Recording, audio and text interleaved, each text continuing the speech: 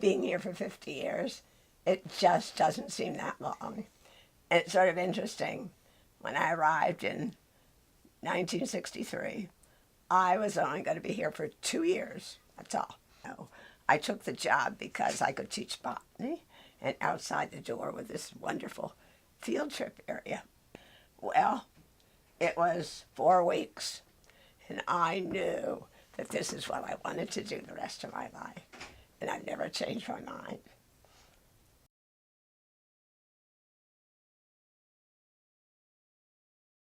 Considering school pride and how students feel about the school, I think they're all proud of the school. My son came here, and the feeling, this is a good school. We are good.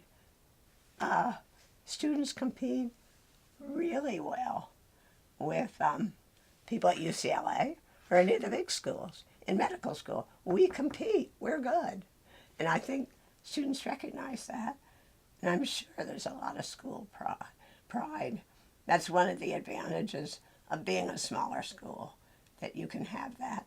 And you see people every day that you know, and camaraderie.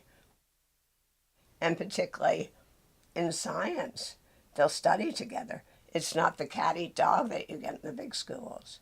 And it's the friendliness and that school spirit that we have that I think is wonderful. And I think the kids are proud of our school and that they have done well. And one of the first classes I taught was plant taxonomy, and that's the identification of all the plants here. I didn't know any of them. I had done all my studies back east. I knew the eastern plants. I had heard the chaparral, oh, that's boring. And then suddenly I had to learn the plants. So the students and I learned them together. And I gradually collected and made this huge herbarium, and ultimately wrote the books on identification of plants so that the students would have an easy way to identify them. Because a normal book is this huge thing like a telephone book and very difficult to use. So that was fun. Working with the students, becoming almost a student, very, very fun with the collection and everything.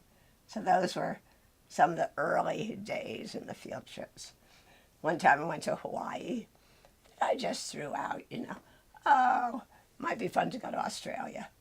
The students picked up on it, and before I know it, we had a trip to Australia, then to Australia, New Zealand, and Fiji, and they were very fun. Then in between, we'd have desert biology. And my trips were always bare bones, nothing fancy. We camped out, or we slept in churches. Everyone brought a sleeping bag. Food was pretty, it was funny. Peanut butter and jelly, and whatever we picked up. The standing joke was, how is it that the food being so, hit and miss, we all gained weight? But it was funny. What will I miss most about teaching? Students and the interaction. It was very, very hard initially to think that I would retire at the end of 50 years. Because initially, I was in reasonably good shape, but you can see the handwriting on the wall, and knew that I would not be able to follow through with a rigorous schedule. And very hard to realize that I would miss the students whom I love, and the camaraderie, that would be hard. One time, in one of the campgrounds, it was known that I was the woman with 18 kids. So one man came up and said, where's the woman with the 18 kids going to sleep? Because I want to be somewhere else. That was sort of funny.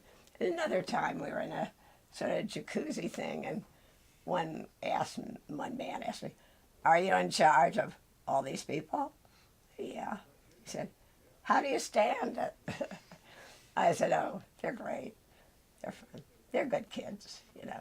They would listen and they'd have their fun and you enjoy them. It was really fun. So those were the interims that we had in the late 70s and the 80s that were very, very fun. The favorite trail by far is in the Canadian Rockies.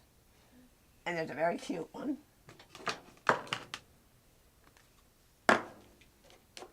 That one here, it's the fruit of an anemone, western anemone. They are so cute. They sit about this high, and it's like a little hairdo, and you could pet it. They are just wonderful. Sometimes they're just out of the shower, you know, with water on it. And it was like my son's hair when he was little, you know, you just pat it. They're wonderful. And I love, they're only at higher elevation. And they only occur in August because it's the fruiting. And you just see them here and there. They're just, oh, I just love them. They're so sweet.